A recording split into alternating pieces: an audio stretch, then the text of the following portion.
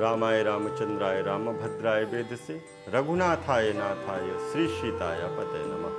प्यारे मित्रों, आइए आज हम द्वितीय दिवस की भगवान शिव की पावन कथा में प्रवेश करते हैं। सभी को ओम नमः शिवाय, जय माता दी। तो यहाँ पर व्यास जी ने कहा है कि एक समय की बात है कि श्री गंगा और कालिंदी के पावन तट अर्थात तीर्थराज प्रयाग में सभी ऋषियों का समागम हुआ और उस समय पौराणिक सूत जी भी वहाँ पर पधारे और ऋषि मुनियों ने उठ करके उनका आदर किया, स्वागत किया, पूजा किया और इसके बाद में आसन पर उनको बिठाया गया।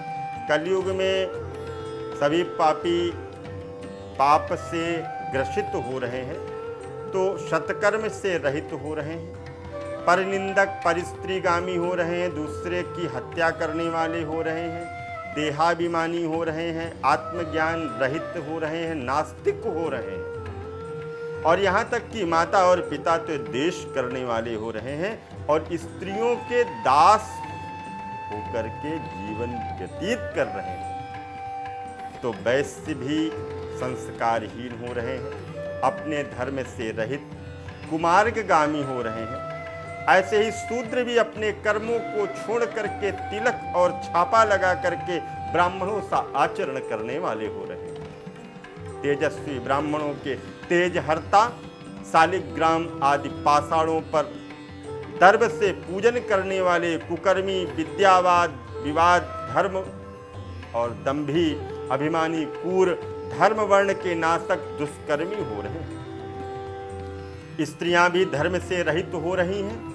वे तमोगुण वाली, पति से विमुख, यार के साथ में रहने वाली, माता पिता की भक्ति से रहित, नित्य रुग्णः रह करती हैं तथा उनकी नष्ट बुद्धि वाली संतानों की क्या दशा होगी।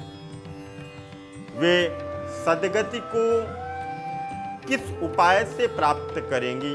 अतः इस दुख का निवारण करने वाला कोई सरल सा व्रत या उपाय या पूजन मुझे बताइए। मुनियों की यह बात सुन करके भगवान सूत जी शंकर जी का ध्यान करने लगे। भगवान सूत जी ने जैसे ही शंकर जी का ध्यान किया तो सूत जी बोले, हे मुनीश्वर, आपके लोक हितकारी उत्तम प्रश्न किया है। आपने लोक की मंगल कामना के लिए उत्तम प्रश्न किया है कि जो जो ये आपने कहा है ये निरंतर निश्चय ही कलयुग में चल भी रहा है। कलि के पापों को नाश करने वाला परमार्थदायक यह शिव पुराण वेदांत का ही एक स्वरूप है, जिसके पढ़ने और सुनने से व्यक्ति को मुक्ति प्राप्त हो जाती है। व्यास के द्वारा कहे गए इस पुराण के महत्व को मैं आपसे कहता हूं। व्यास जी का कथन है कि इस पुराण के महत्व को मैं आपको बताऊं कि शिव पुराण एक छोटा या आधा श्लोक भी कोई पढ़ेगा तो उसके पाप नष्ट हो जाएंगे। पूरे का पूरा पढ़ने की जरूरत नहीं है, थोड़ा सा भी पढ़ लिया तो आपका कल्याण हो जाएगा।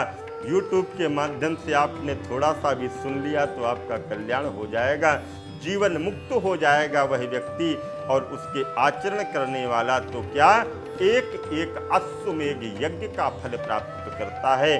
शिव जी ने इस प्रकार सुधा को स्वयं उपनिषद रूपी समुद्र से मंथन करके निकाला है।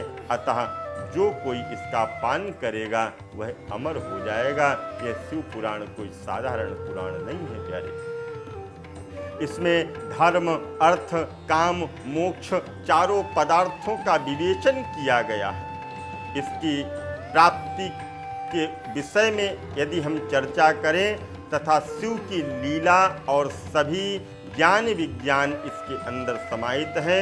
शिव ने पहले 1,00,000 श्लोकों का इसको बनाया, अर्थात विश्वेश्वर संहिता, रुद्र संहिता, विनायक संहिता, इसमें 10-10 हजार श्लोकों की है ये, तथा उमा संहिता और मात्र संहिता ये 8-8 हजार श्लोकों की है।